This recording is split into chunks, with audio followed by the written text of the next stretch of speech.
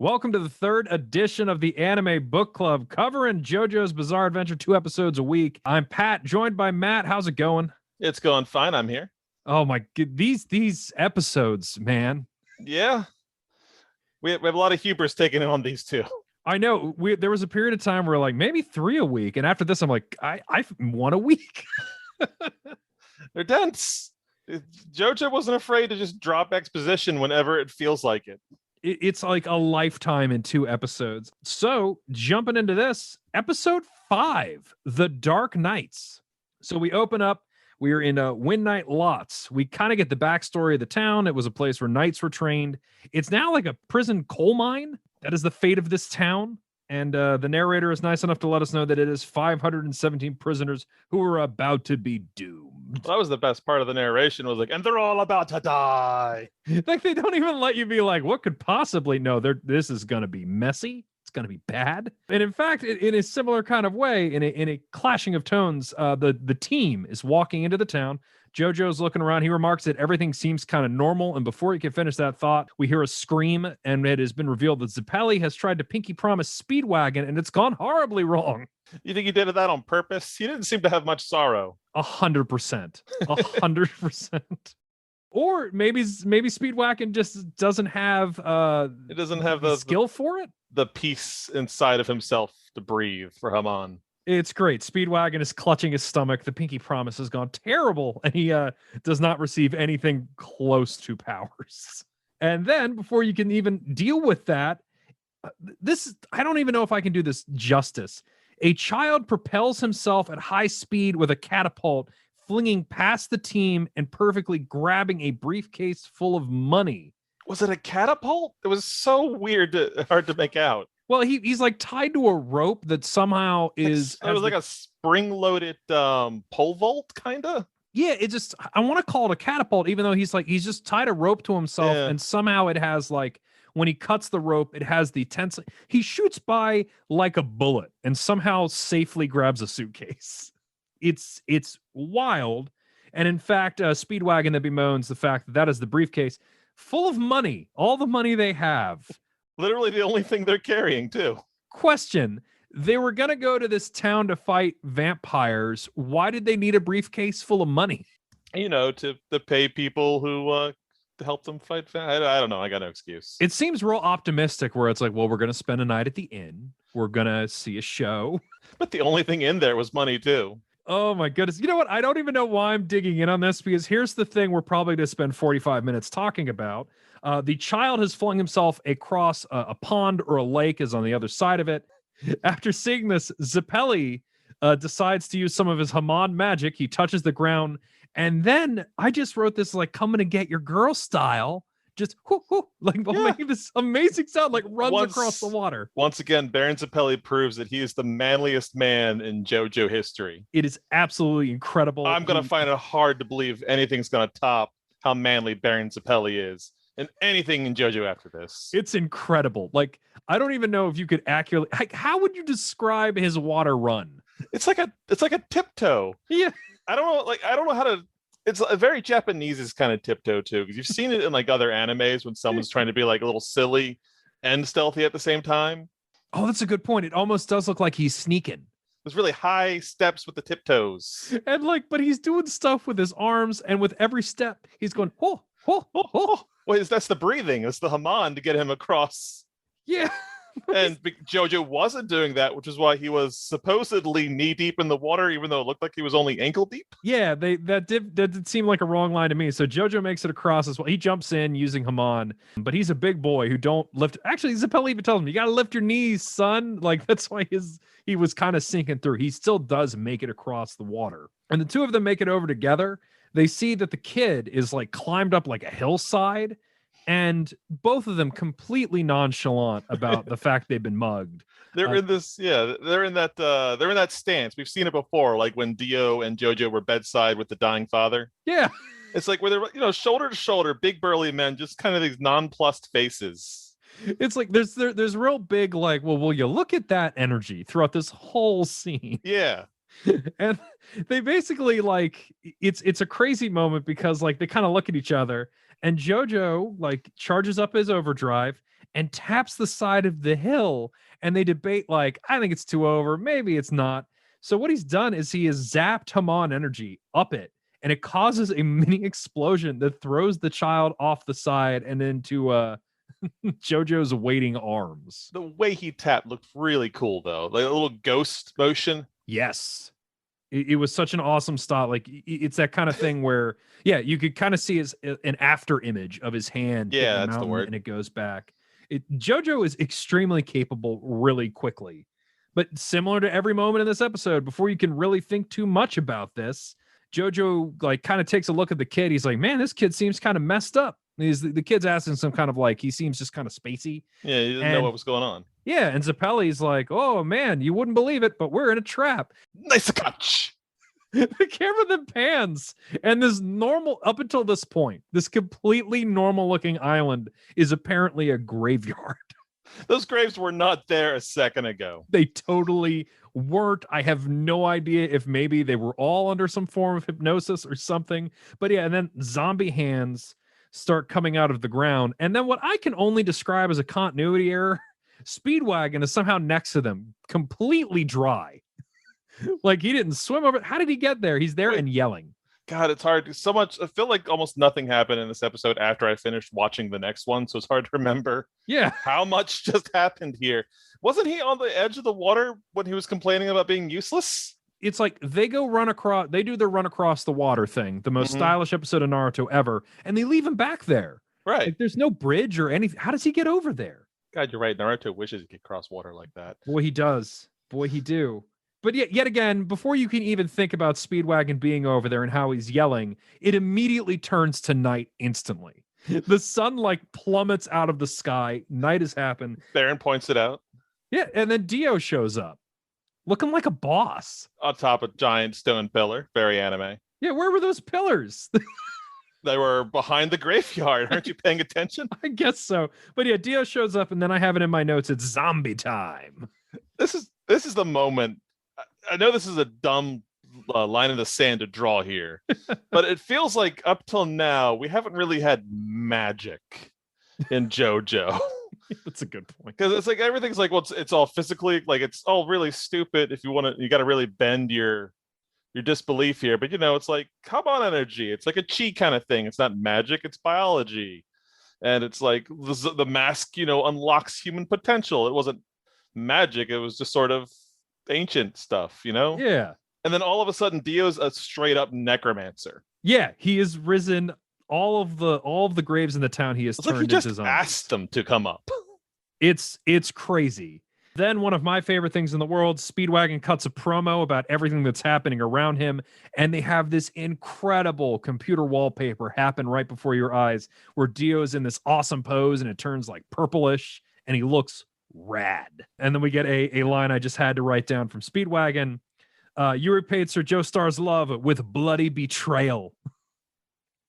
I love Speedwagon.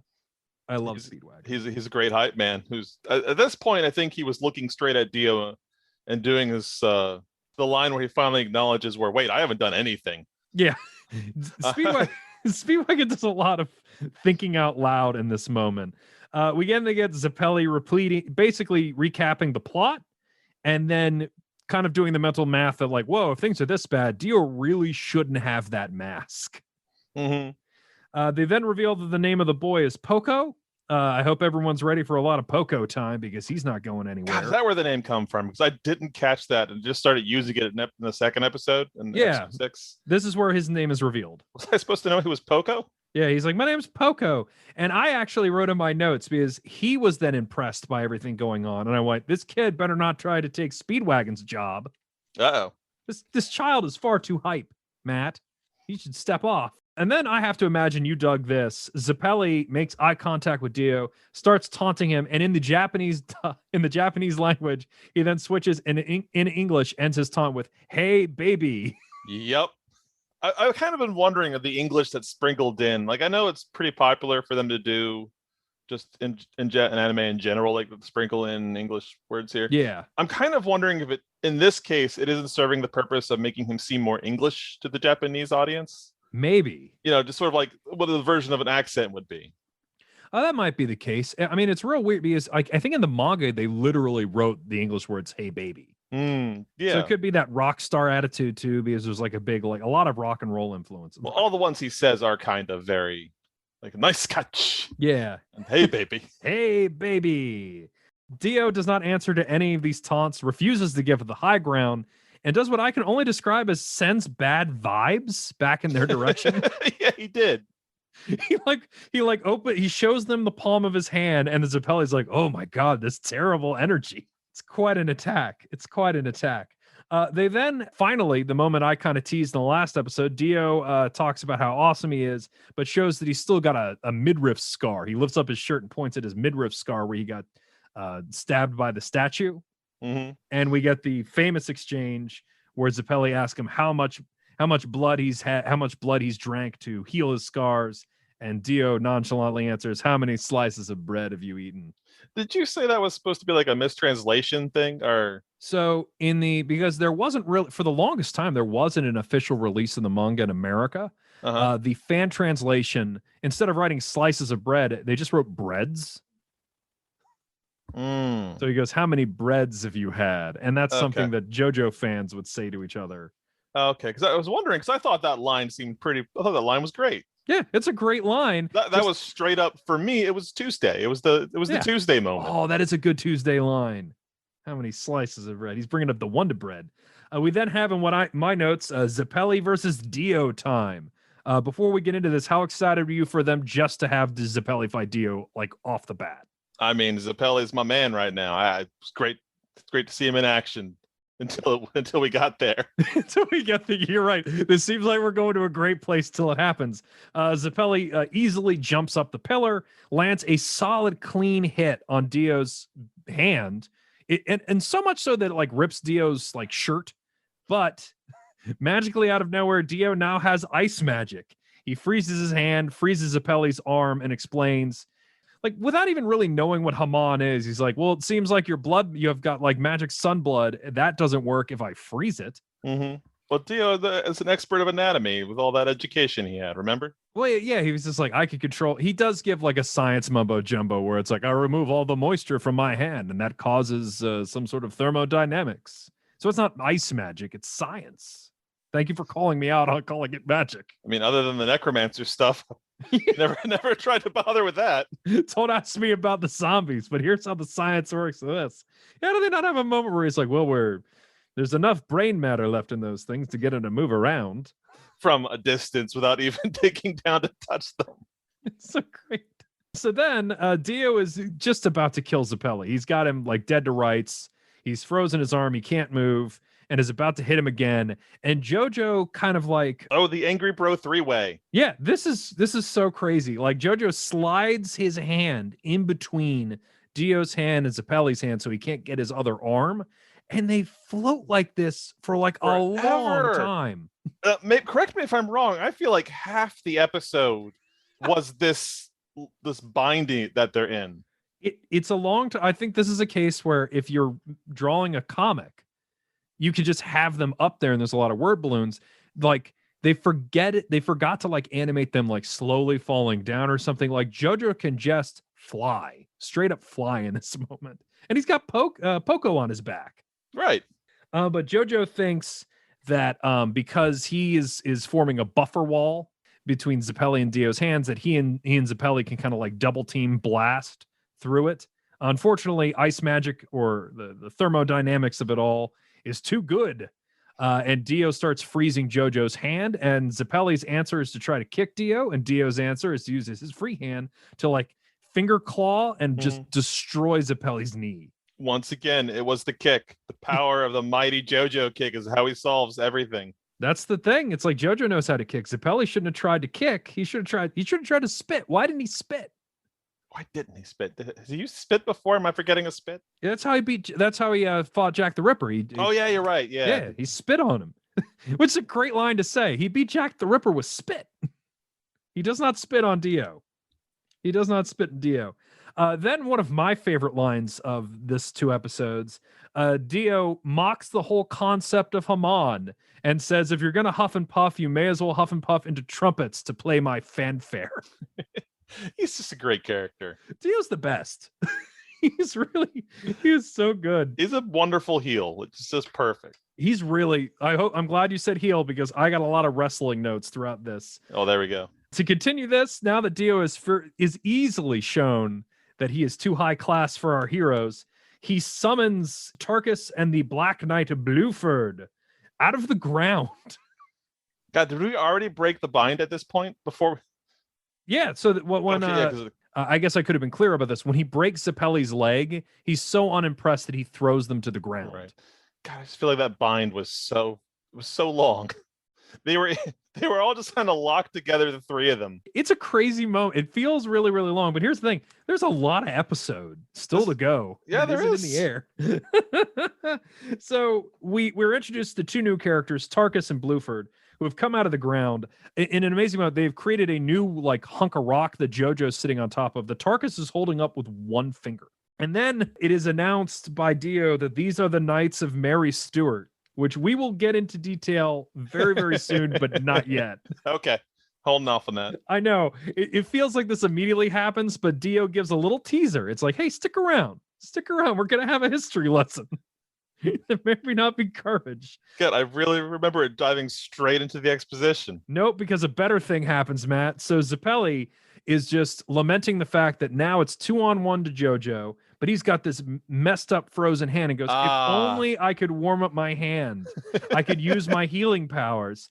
And upon hearing this, Speedwagon goes, I've got an idea. He opens his shirt, slams Zappelli's frozen arm on it, and then says, use my body like a sailor would put his limbs inside of a dead seal.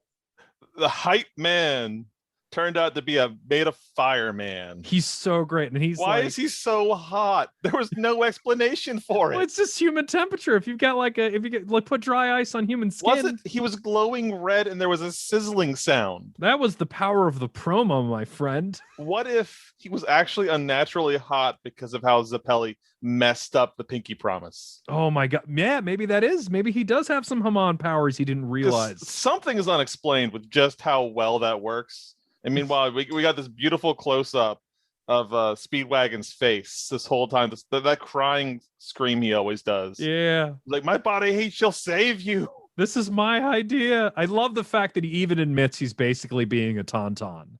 Mm-hmm. He's that's what he says. He's not like, I will save the day. He's like, use me like a dead animal. Put your arm inside of me. Wait, just the chest. Hold on. Just do this. But I mean, to argue against that point, though, he does heat up Zappelli for a while. Mm-hmm. Like, this isn't like instant healing. While that amazing moment is happening, Bluford reveals that his long flowing hair, he can actually control it. He grabs JoJo by the arm and then starts drinking JoJo's blood through his hair. The macabre dance. Oh, yes. He calls it the macabre dance. And then we get yet another, like, this is a bad episode for Haman because JoJo tries to Haman the hair and it doesn't work. Right. Which just makes me feel like they've never actually taken Haman on the road. Is this the first real field test of Haman? It is for JoJo. Yeah. And then we have kind of like a mean moment where they cut back, like the hair drinking thing is happening. We cut back to Zappelli and Speedwagon. And Zappelli, starting to feel his fingers, is like, Speedwagon, I got to give it to you. I figured you were a coward and you were just going to run away and not hold my frozen hand against you. But now we're Heat Bros. We're Heat Bros now.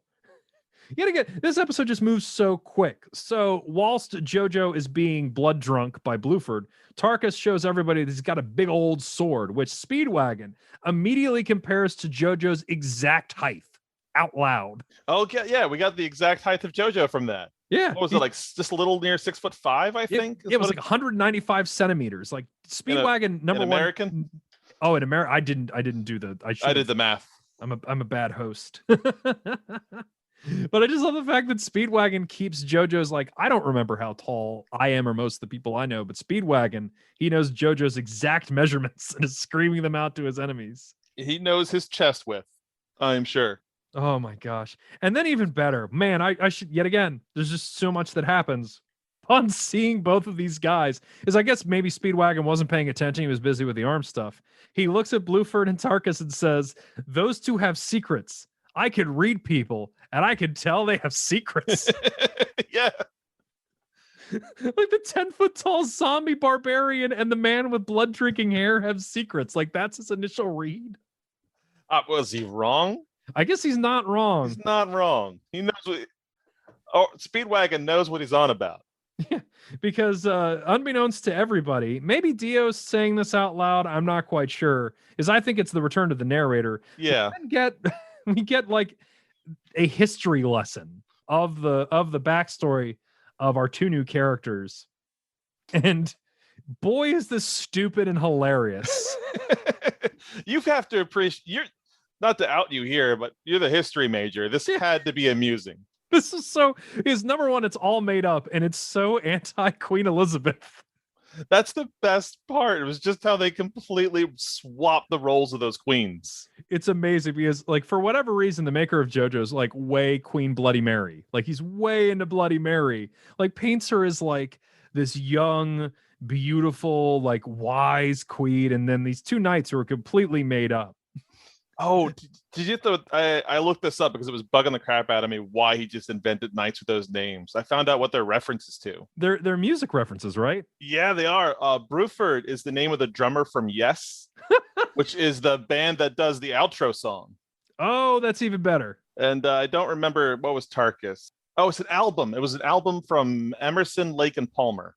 It's so there we go. We got these. I guess I haven't really exactly said why I think these two guys are so stupid, but it basically paints the Bloody Mary story in a different light, where these were the two knights of Mary Stuart, and they meet with Queen Elizabeth, who's like got such sinister. She's like, "Oh yes, you can trust me.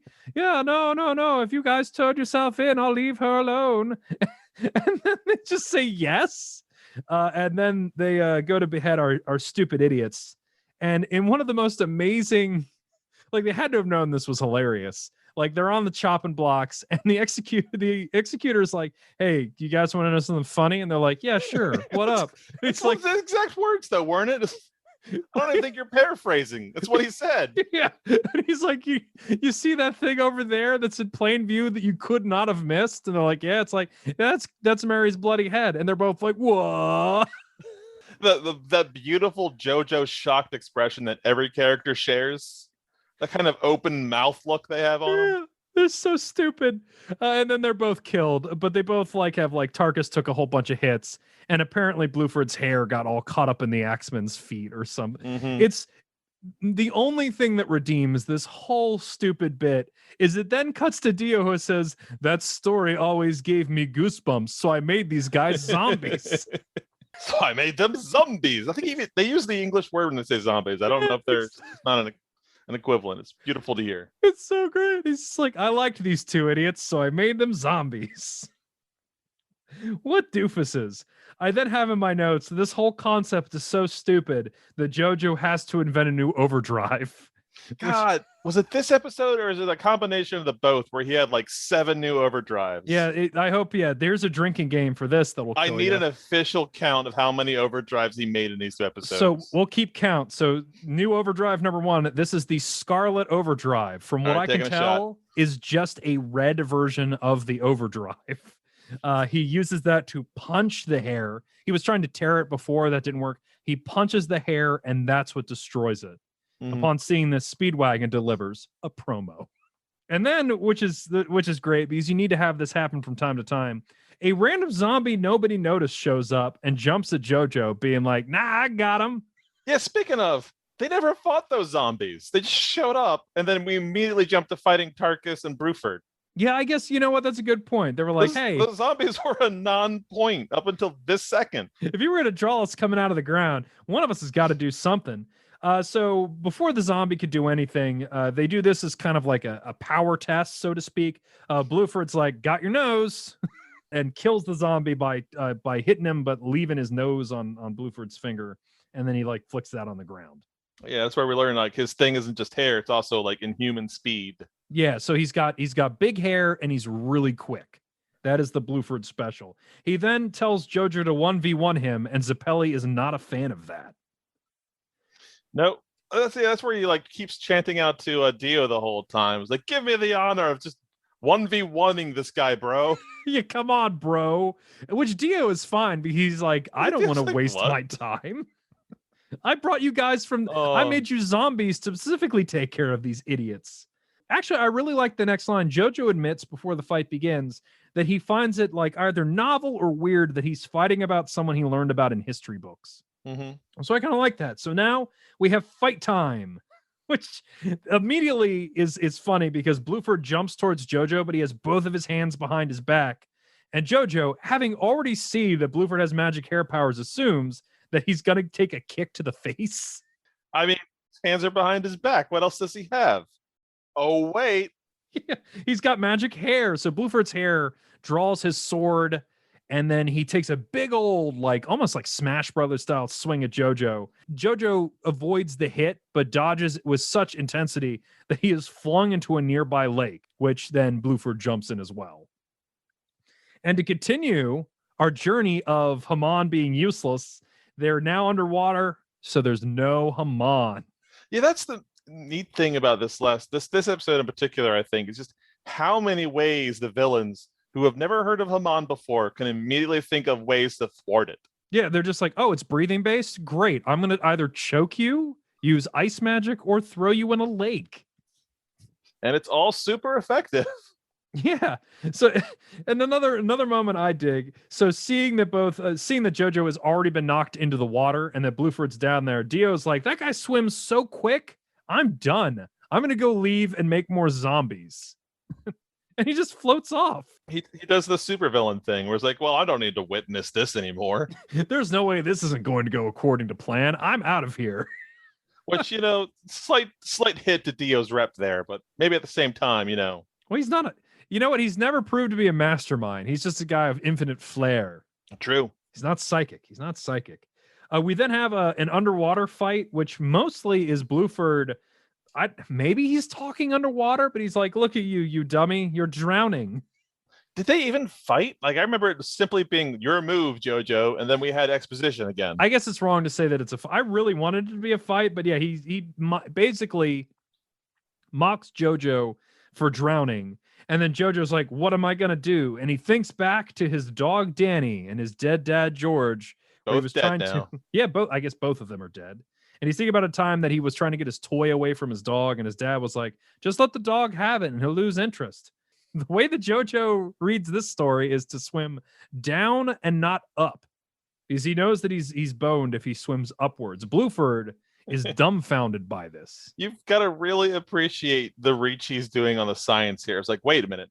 I know that this place is only more recently flooded, geologically speaking. And it's a coal mine. Yeah. So there's going to be air bubbles down there. So Sonic, like old school Sonic video game style, JoJo swims down to underwater air bubbles, takes only one in. Which is apparently all Haman needs to form inside of him. One tiny... He drinks in an air bubble and starts glowing blue. And take your shot number 2, Matt. He invents the underwater turquoise blue overdrive. We then see, which basically takes the form of a big blue laser beam underwater. Yeah. It's heading towards our man Bluford. And boom, we really get a pretty good meme time where it just goes to be continued with roundabout plan. Did it before he got knocked out of the water? No, that's in the next episode. Episode ends with like it's right about to hit him, and it does to be continued, and the music starts playing. I loved that. There's a lot of overlap here. I think the next episode, we'll get there when we get there. But yeah, I guess we shouldn't go too much into episode reaction. Would you like to save that until after episode 6 because these are basically just one after another? God, they flowed together so much. Yeah, I guess we have to. So yeah, we get a thing that has multiple titles on VRV. I don't know if you were watching on a different service. So I have both Tomorrow's Courage and Tomorrow's Pluck written into as possible titles for this episode. We start immediately where we left off. The underwater turquoise blue overdrive is heading towards Bluford, who is just able to kind of swim backwards at the same rate. It just scrapes him in the head. He flies out of the water. It looks like it hit him, but it didn't. You're right. You needed the exposition because it looked like it hits him. It's like, oh no, he just dodged really fast. He dodged so good. He's that quick. But he did take a scratch on the face. So you do see a little mark. Mhm. And upon seeing this, JoJo, who's now out of the water, figures that he needs to deliver a direct hit. After having this thought, Bluford, and I just wrote in my notes, is so hard for this fight. He is so excited for it. And he thanks Dio. Yeah. He was screaming to Dio yet again. Yeah, he's just like looks up at the Dio, who's gone, by the way. I think he looks up the general direction of where he thinks Dio was, and is like, "Oh, thank you for this. It's gonna be great. It's gonna be great." It doesn't even like. It's not even like it's because he's fighting an Englishman or anything. No, he's just. You think it would go to that angle? Like, yes, I get to slaughter Englishmen. No, he's just way down into the idea of just like, nah, this guy's got he's got hero energy. I want to fight me a hero.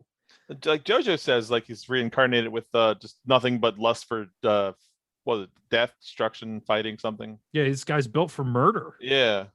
So then we get the fight, which I love the flow of JoJo fights because it opens with, and I guess this is our third one, the overdrive barrage, which is basically just a bunch of fast punches with overdrive energy.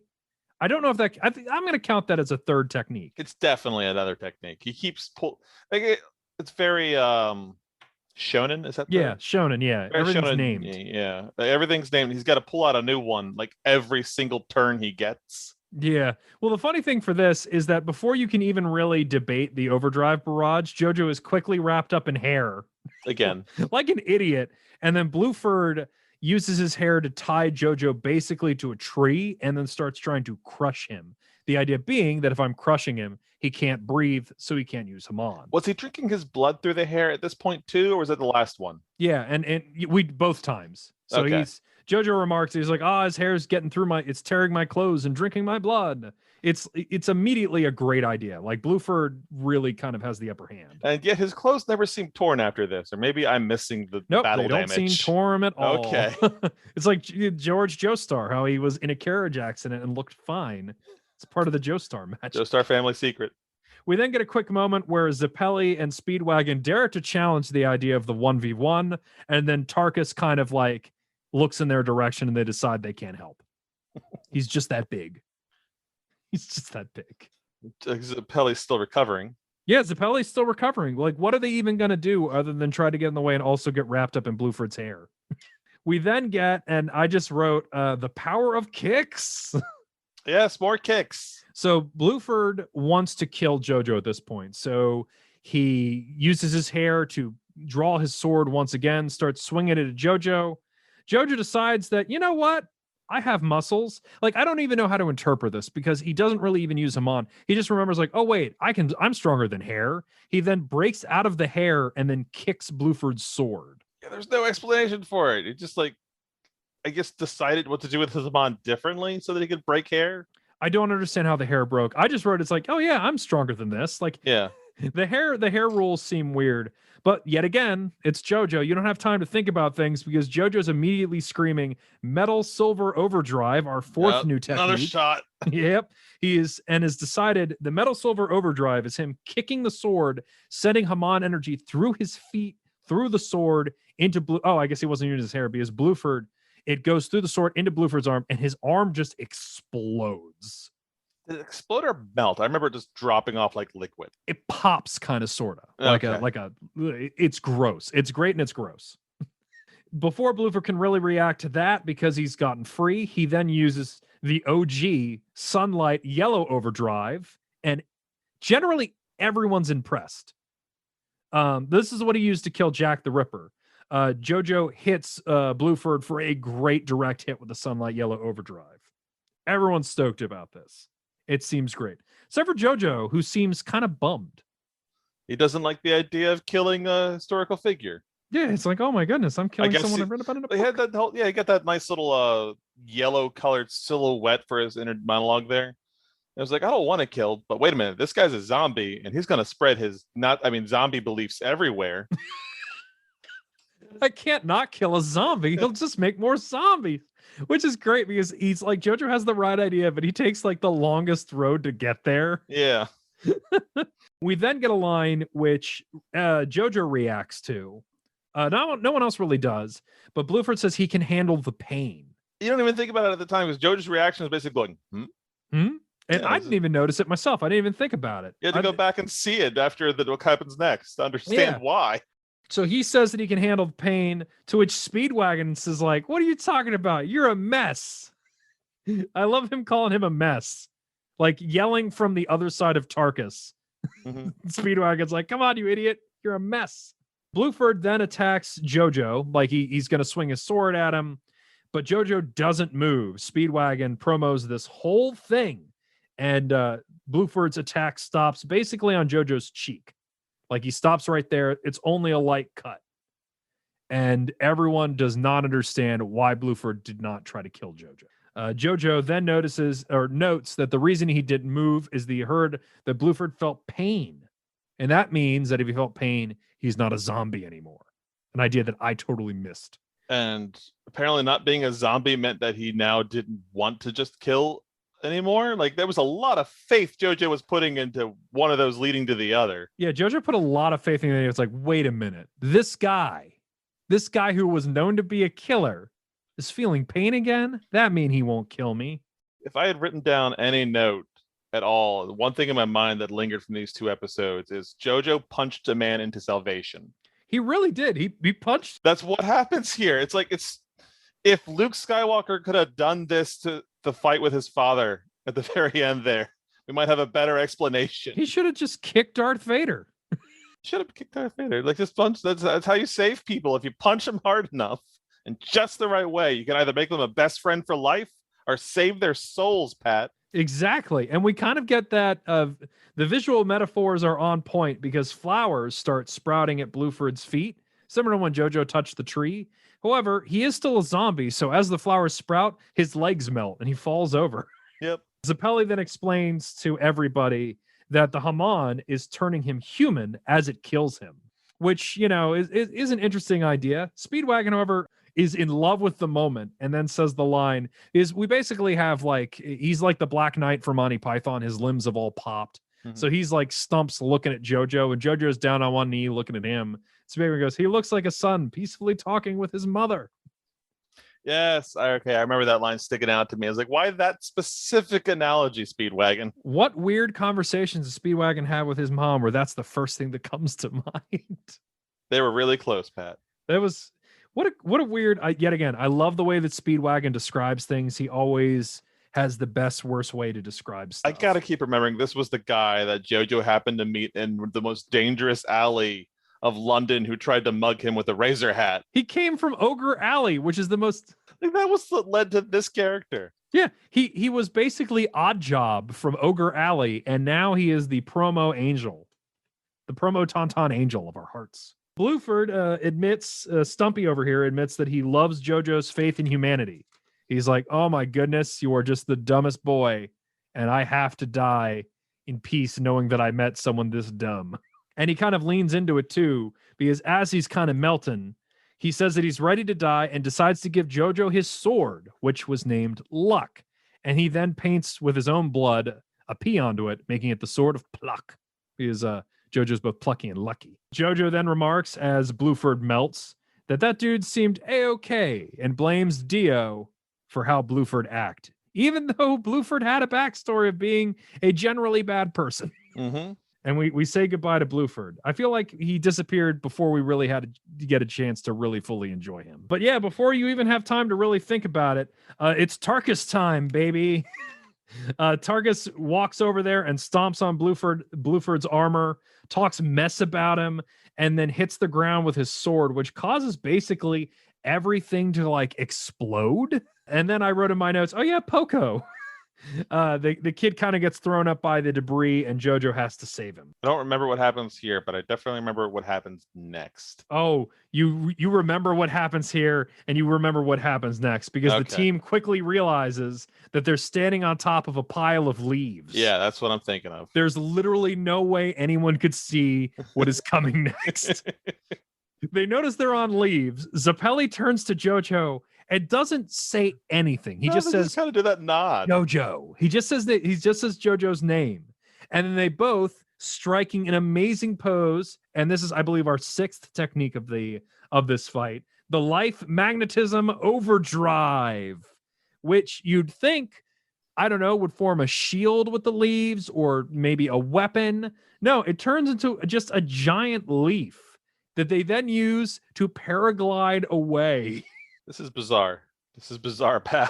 We are living up. But they make it into like this leaf shape too. They make all the leaves into this like heart leaf shape, and they just float. They just fly on it. Like it makes perfect sense. We gotta go. Like Speedwagon grabs onto the back of Zeppeli, Poco's on the back of JoJo. They fly off, and then the narrator re-explains everything that happens. He gives the pseudoscience of it as they fly away.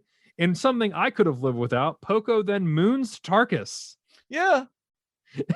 And then asks if JoJo's an angel. Poco's starting to become a character. Look out. Yeah, I know. Poco, he's getting in. Speedwagon agrees that both JoJo and Zeppeli seem too good to be true, and then asks Zeppeli, wait a minute, how do you know all this nonsense?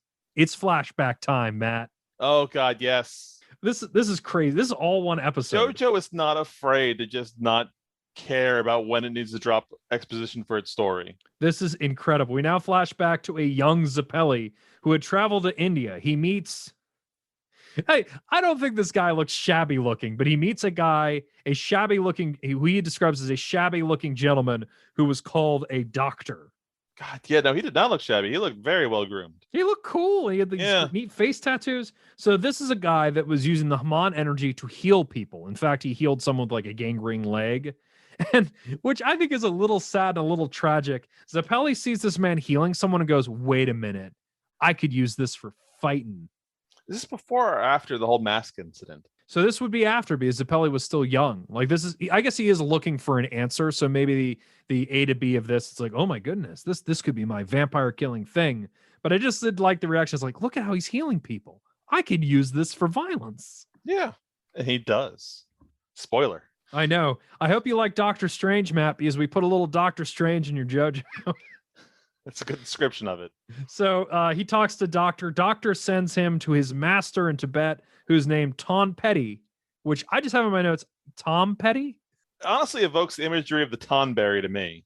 But you're probably right about being Tom Petty. It's the music thing is definitely Tom Petty. So he goes to Tibet. He meets Master Tom Petty, and they shake hands. And the second he shakes hands, he's like, hey, man, if you learn Haman, you will die. As opposed to if he doesn't learn Haman, he'll never die. It's like, what? There's no description. He's not even specific. Like, you'll die violently before your time. It's just like, no, you're going to probably die like a human being. I kind of feel like that was, maybe that was a bad translation or something like that. But yeah, it's just for it's like, hey, man, if you learn this from me, you're doomed. You're doomed, man. And Zeppeli's just like, all right, well, when my time comes. Sounds good to me. And it is then revealed that Zeppeli, this flashback was just narration, and Zeppeli has not shared this with anyone. He thought that in his head. None of this knowledge was volunteered to the team, and he even thinks to himself, "I shouldn't tell the team about this." The one episode Chekhov gun being created right here. Yeah, it's like we now learn that Zeppeli has been told that he's doomed, and he doesn't want the team to know that he's doomed. Yet again, to let me know if this sounds familiar. Before you really have time to let that sink in, it is then revealed that Tarkus is above them. He has jumped off the cliff. Did this make any sense to you? This whole part on their way over there? I don't understand. It didn't look like it looked like they were sailing horizontally. But what this seems to be saying is that they were dropping, which it didn't look like they were dropping. No, they were definitely sailing. They were parasailing wherever they were going. It was vertical. It was insane. He looks like a Mario boss, and he's making amazing sounds. The only way that I can imagine this, what my imagination did, is that Tarkus is basically Sonic the Hedgehog bouncing off a flying enemy, because he like hits them once or twice midair as they're continuing to. And I don't know where he's coming from. There's a couple of times in the geometry of the show doesn't make sense. This whole fight has been between the pillars and the graveyard, and now Tarkus appearing out of nowhere. Nothing makes sense. So he goes for it. Zeppeli's like, you shouldn't hit those leaves. It'll mess you up. And he's like, I'm going to hit those leaves. So he hits it. It starts shredding their leaf parasail, but he does get hurt doing it. Before things get too bad, though, JoJo and the team notice there's a castle just carved into the mountain walls. It was introduced in the first episode. That's the night training ground. Oh, okay. I didn't put that together. I thought these were different castles, but now that you say that, yeah. Supposedly attached to the one we saw earlier, which did not at all look like it was on a cliffside. Correct. Poco explains to them because, he's a local, that's the old knight's training ground. And everyone thinks it's a good idea to land there. In what I could only describe as hilarious, the team softly lands one after another onto the castle, and Tarkus, like a missile, slams into it and crashes through the wall. I hear a George of the Jungle scream in my head, but I'm pretty sure it wasn't in that episode. It was so great. It's just like a missile. I hate to write this note, but Zeppeli's the dumbest idiot. As dumb as Tarkus and Bluefurter, Zeppeli is now King Dumbass because he sees that and goes like, well, certainly that's killed Tarkus. I feel like he gets even more dumbass in a few minutes, but yeah. It's incredible. Well, he's just like, I mean, I can understand his thought process. Like, well, that had to have done some damage, and vampires can regenerate like Wolverine. Zombies can just ignore pain. So he's like, he's done so much damage, he must be useless. But yet again, before you really can let that sink in, shocker, Tarkus is alive. He appears out of the hole and starts climbing up at them, and Zeppeli yells, he lives only for fighting. I don't know. I don't think I ever really got fully on Team Tarkus, but I did at this point because of how dumb everyone was. I'm like, yeah, you go get him, Tarkus. You climb that wall. Only he could walk like Dio. Just ignore gravity. Oh, he should have done that. And then you're totally right. It's making sure that he wins so there doesn't need to be a recount. How we're like, if there's a certain percentage of the vote, there's an automatic recount. Zeppeli won't stand for that. He needs to be king of the idiots. He points towards a door that is billowing green smoke and says, JoJo, take the kid and go in there. It has to be safe. God, that green smoke made it. In this episode, at least, that green smoke is meaningless. Yeah, I don't understand it either, because at first I'm like, oh, maybe that's just a stylistic thing. But then while Tarkus is climbing, he sees the green smoke and he's like, yeah, I love that smoke. I know what that means. That means I'm going to win. I'm so excited. They get inside, and Poco, yet again, the local, maybe he's been on the tour once or twice, or maybe he's interned. Maybe he's done a tour. Immediately says, this is a bad room to be in. We're totally in a trap. Before he could finish explaining that they're in a trap, it was totally a trap. A dog collar, or what I would call a dog collar kind of thing, comes out of nowhere, wraps itself around JoJo's neck. And both Tarkus and JoJo are now joined, one chain, two collars. Like his neck and torso, like it's up there like a harness. Yeah, it's harness collar. I want to call it because in wrestling, there's a dog collar match where you connect two wrestlers at the neck by a chain. It's an old school thing. So this just made me think of that heavily. Tarkus has challenged JoJo to an old school dog collar match. In the same time, too, the door shuts. JoJo's smart enough for, I don't know, maybe he's flailing. Poco ends up outside of the room. So Poco, Zeppeli, and Speedwagon are outside. JoJo and Tarkus are there together. The narrator then repeats everything about dog collar matches that Tarkus talks about, presents zero info, and then Tarkus explains that he's killed 48 people. So I guess he's had 48 successful matches and refers to this as a sport, of all things. It's like Blitzball. Yeah, exactly. But with more murder. We then, yet again, Zeppeli, maybe this is unfair. I want to call him King Idiot again. But this, I just feel like the logic of the show just doesn't add up because he punches the doors a couple of times. He punches the door a few times. This is the moment I'm thinking of, yeah. And he's like, I can't do anything about this. It's Haman proof. If only it were made of bricks. That's just, yeah, like what specifically he says, oh no, if only I hadn't studied only Haman, because Haman can't do destruction. If it were bricks. So yeah, which part of this do you want to unpack first? The part that there are bricks next to the door. Thank you. And yes. all around it. It's a castle door. Just hit the bricks. Just take it off its hinges. Also, JoJo literally just did the silver metal overdrive. You can channel Haman through the metal, which could maybe pop it off the hinges. Also, remember when they nonchalantly punched a wall to create an explosion for Poco? Yeah. There's so many ways you could get in there. None of it lived up. I was so baffled. Zeppeli's stock plummeting at this moment. He's not even making any awesome poses at this moment. He's just standing like a normal dude, like a plebeian.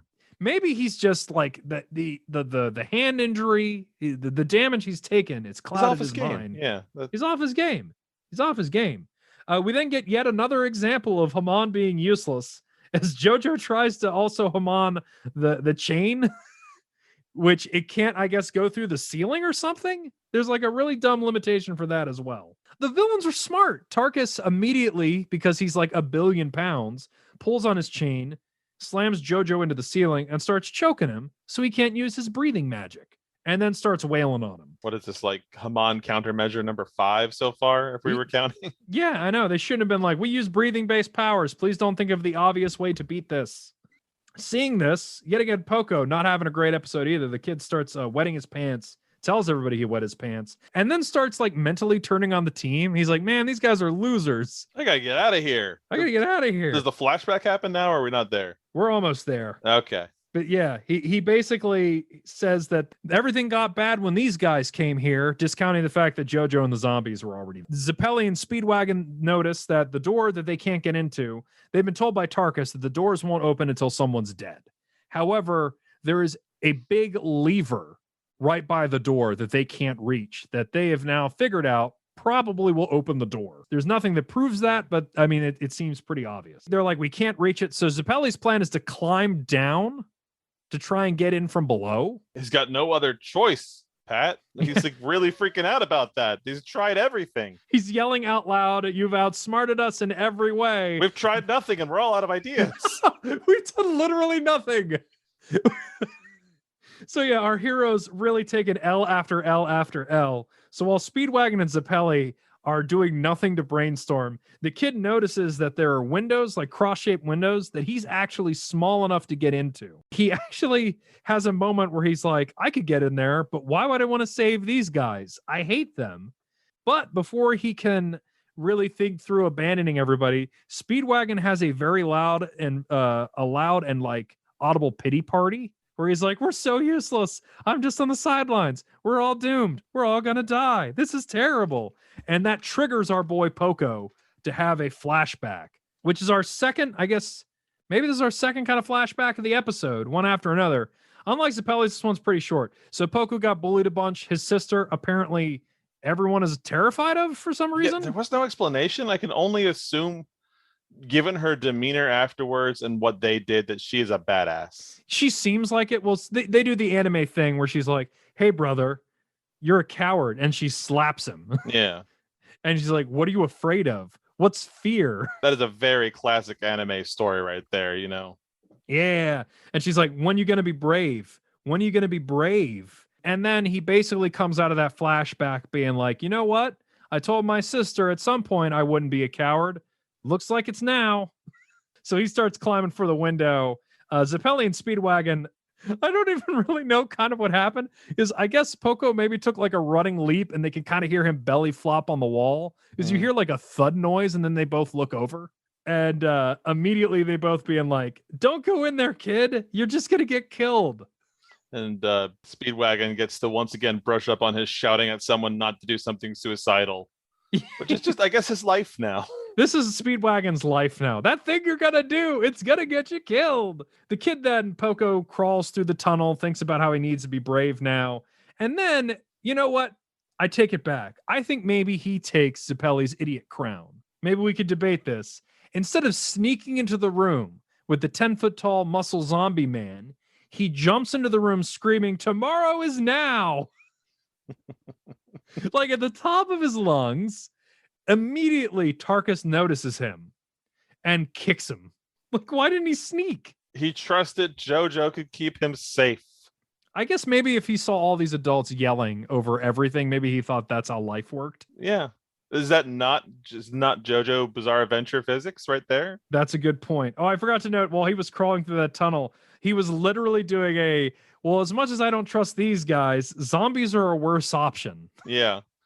That's right, because he was debating just running away from them, and it's like, well, everyone's probably going to die in my town. Yeah, he's like, wait a minute. These guys can, at least in theory, I haven't seen it really add up, but they seem to be zombie killers.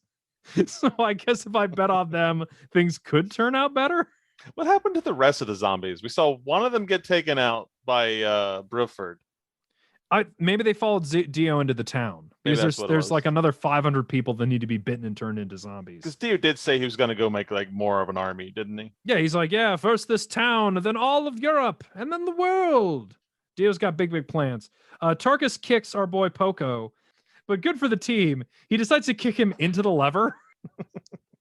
Like, dumb move from Tarkus here. Everyone's an idiot this episode, now that I'm thinking about it. The kid's bleeding like all over the place. He's just a mess, but he still has enough strength to open the door. Speedwagon runs in, picks up the boy, like dramatically holds him, and goes like, it's not that bad. Like immediately downplays Poco's injuries and then looks over at Zappelli and says, This is the moment, man. Go get him, Zappelli. Yes, and then the meme music kicks in super early. I was so hyped for this. I think this is the earliest it's kicked in so far. We get so much of Roundabout. And it's about to happen. It's so great. And then, because this is great too, Zappelli, who has hidden his backstory from the team, then decides to say out loud, if it's my fate to die here, I guess that's my fate, and I'm ready for it. And he starts walking. Speedwagon hears just that, and he's like, wait, what about your fate? What? Zappelli? What? Huh? And then Zappelli steps up to both Tarkus and JoJo, sepia tone, theme music. Oh my goodness, I loved these two episodes. To be continued. Yeah. So much happened in these episodes. So many overdrives. What's it? So the I gotta look it up again, but I feel like episode 5, Roundabout had a remix. Yeah, it was a little bit different. Okay. Man, maybe because but so much. It's so funny because like if you were to describe these things plainly, very little happened in these 2 episodes, but it feels like a billion things happened in these 2 episodes. I swear that they were locked in that 3-man for half that episode. Just waiting for like, well, I'm going to freeze this part of your body. Well, no, you're freezing my body instead. No, wait, I'm going to kick you. It's really fun. A little Dio, like Dio wasn't really in this episode, and I feel like he made a really great impression. Yeah. How do you feel about him magically having ice powers? It lines up with everything else he's doing. Like it wasn't, dude, he just raised an entire army of undead by asking it. Yeah, he did kind of just go, fellas, and they all kind of got up. And then he like scientifically, like he did that and then scientifically tries to explain how he controls, 1800s science. He's like, yeah, this is how this all works. Almost certain times in my head, I can almost hear like Dragon Ball Z Abridged Cell as the voice for Dio. Perfect Cell. Really? At certain times. I can see it, yeah. It's my science. But it's crazy to see this. I've just enjoyed the escalation of all this kind of stuff because it seemed like, oh, well, they killed Jack the Ripper. So certainly it's just going to be 5 episodes of them fighting Dio. It's not going to be this madness that we get. God, how much of the next, like at this pace, I don't even know if Tarkus is going to last a quarter of the next episode before we move on to something next. You think like King Henry's going to show up? As far as I know. Yeah. Oh, I'd be so down for that. It's King Henry and his like undead wives as the new villains of JoJo. Like now you have to fight Charlemagne's horse. Oh, that'd be so good. I've jacked it up for you, JoJo. JoJo. Here's another story that gave me goosebumps. And I turned him into a zombie. You know the story of the big bad wolf? I made my own. Oh god, that'd be so great. But yeah, we're like in full tilt JoJo land where it's like JoJo's just going to continually come up with new overdrives. Do you think one of these current overdrives, like, do you think it's going to be Sunlight Yellow again that's going to get the kill on Tarkus, or do you think Zappelli's going to get him? If Zappelli's got to die in the next, well, maybe he would. But does he die taking out Tarkus though? Yeah, that's the question I was just thinking. I don't know. Like I could never have predicted the leaf glider situation. I love the leaf glider so much. It's so stupid. Wait a minute. Something's wrong, JoJo. We're in a graveyard. Oh, no. Where did those tombstones come from? They came out of nowhere. Coming right for us. We're so unobservant. It's so great. I mean, it's really funny because as JoJo gained a certain amount of intelligence in the first episode, like I feel like everyone lost a bunch in the second. It is a zero-sum game when it comes to the intelligence in a JoJo episode. Oh my! Someone has to have it, and no one else can. It's so crazy. And now JoJo's got that sword. He's got the sword of Pluck. God, that sword looks so dumb, but it's cool. It's got like 2 different cross guards smashed together. Yeah, I bet it'll win you over. This show's so dumb. Well, now that probably Pluck. Yeah, the Pluck sword. Not luck anymore.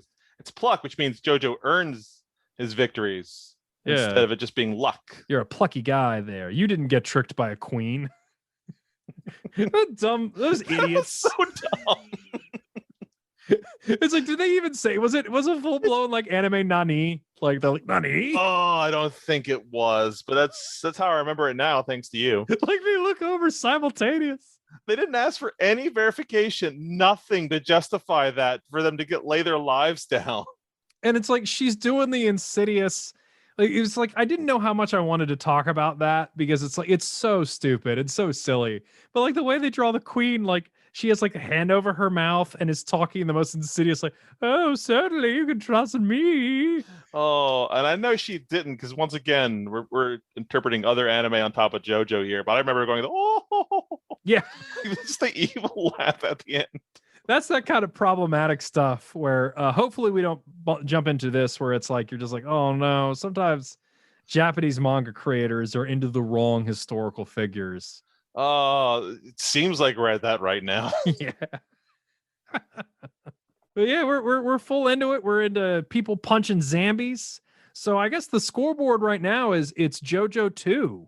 JoJo's taking out both Jack and Bluford. Yeah. We'll see who takes out Tarkus. See if Speedwagon gets a hit. I was hoping that Zappelli wouldn't die until he fights Dio. At least like a Piccolo moment or something where, one final sacrifice to take down the big bad guy. Oh, that's a good point. He is totally a Piccolo. See, I that makes total sense. See, I was thinking that Bluford would become a Vegeta. But no, he just hands over his sword. But yeah, oh man, Zappelli's totally a Piccolo. He's like he's immediately obsolescent the moment that they have him. He's my favorite character right now, and it's even after not understanding how doors or walls work, or his own energy apparently. God, I wish I could draw. I would have like it would be Speedwagon, JoJo, and Zappelli in an escape room. Like I'm. God. How do we get out of here? Yeah, it's perfect. We've been defeated by this door. In my mind, he's still the guy who was like one leg all the way up in the air while holding a glass of wine in the other. Yeah, he's fallen a long way from the initial. The guy going, hoo, hoo, hoo, hoo. As he just kind of like sauntered tiptoes over the water. I'm glad that his hypest moment involves him like tiptoeing, running on the water. It's like hit that frog punch, jumping while sitting, spitting wine. Did he get to do that in the fighting game that you borrowed my PS4 for? Yes. PS3 it was, yeah. Oh man, we should load that game up again. Now that you kind of know this. I'm kind of feeling it. Oh man, I should see if they put any JoJo games out in America. But the problem is like there'll be so many. Now I kind of want you to avoid it because like all the other JoJos will be in it too. There, yeah. Character names. I'm still waiting for Fist of the North Star JoJo to make his one episode appearance, I guess. We're so close. Because he's in the intro, and I realized like within the past 3 or 4 episodes, how everything that happens in the first 2 or 3 episodes is in that intro. Yeah.